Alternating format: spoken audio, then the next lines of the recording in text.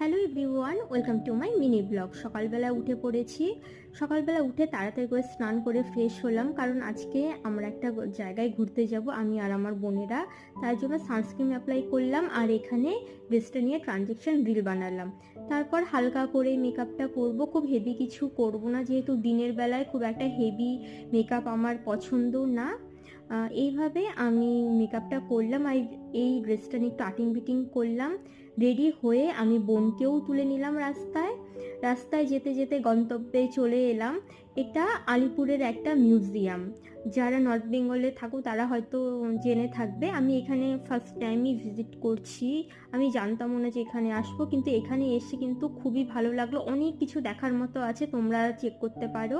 এখান থেকে বেরিয়ে চা খেলাম।